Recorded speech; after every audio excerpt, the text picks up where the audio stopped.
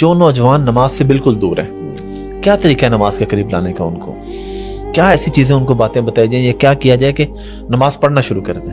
کچھ tips and tricks دیتا ہوں جو میں نے نماز پڑھنا شروع کی. پہلی جو چیز یہ کہ ایک یوتھ کہتی ہے کہ تابع نماز کی مجھے امپورٹنس میرے دل میں ہے بٹ پڑھ نہیں پا رہا میں کیا کروں؟ میں الارمز لگائیں اپنے فون پہ یا پریئر ٹائم جو پریئر ایپ سے انسٹال کریں. جیسے ہی آپ کو الارم بجے یا پتہ چلے نماز سے ٹائم داخل ہو گیا ہے 5 منٹ میں ڈیلے نہیں کرنا, اس ہی ٹائم اٹھیں نماز پڑھ لیں.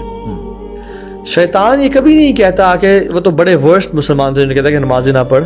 شیطان عام مسلمانوں کو بولتا ہے کہ نماز پڑھنی ہے, پڑھ لیں گے آرام سے, پڑھ لیں گے, بہت ٹائم ہے ابھی, آدھا پونا گھنٹے بعد. ابھی ذرا تو گپ شپ لگا رہا ہے, میٹنگ چل رہی ہے, کیفے بیٹھا ہوا ہے, چاٹ شاٹ کھا رہا ہے, ٹھیک ہے, آدھے گھنٹے بعد پڑھ لیں گے, کلاس کے بعد پڑھ لیں گے. اور ہمیں بلا دیتے پھر وہ, اور ہم کہتے ہیں کہ او بہن تو یار آدھے گھنٹے بعد نماز پڑھنی تھی, عصر کا ٹائم داخل ہو گیا, زور تو میری قضا ہو گئی, اب فجر بھی میں نہیں اٹھ سکا, ظہر بھی نہیں اٹھ سکا, تو آج 5 ٹیک تو پورے نہیں ہوں گے, تو 3 ٹیک پورے کرنے کا کیا فائدہ؟ جب پڑھوں گا تو 5 پوری پڑھوں گا, 5 پوری, ٹھیک ہے. اب میں پکا کرتا ہوں کہ کل سے 5 بجے نماز پڑھنا شروع کروں گا. اور کیا ہوتا ہے کہ اگلے دن پھر فجر پہ نہیں اٹھ سکا اور 8 بجے اٹھا, رات کو لیٹ نیٹ فلکس بیٹھا رہ گیا تھا یا PUBG فورٹنائٹ کھیلتا رہ گیا تھا, تو اگین وہ کہتا ہے کہ اوہ چلو ظہر بھی ٹرائی کریں گے.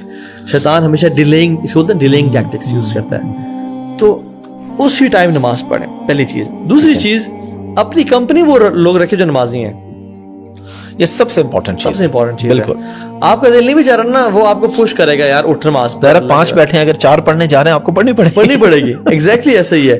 اور اگر 5 بیٹھے اور 5 بے نمازی ہیں اور آپ نے اٹھ کے جانا ہے, آپ کو یار کوئی نہیں جا رہا, مجھ سے کمپنی دینے والا, اور ایمان بھی اتنا وہ نہیں ہے. اور تیسری چیز سب سے امپورٹنٹ کہ نماز کے بارے میں پڑھیں, یہ کتنا امپورٹنٹ چیز ہے.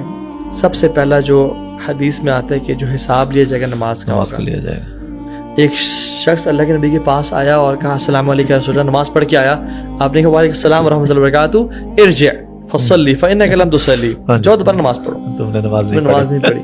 دوبارہ آیا, دوبارہ نماز پڑھ. دوبارہ کیا کروں یا رسول اللہ؟ میں نے کہا پراپر قیام کرو, جب رکوع کرو پراپر رکوع کرو, جب رکوع سے کھڑے ہو تو اطمینان سے کھڑے ہو, جب سجدے میں جاؤ تو اطمینان سے کرو, اور جب سجدے سے اٹھو.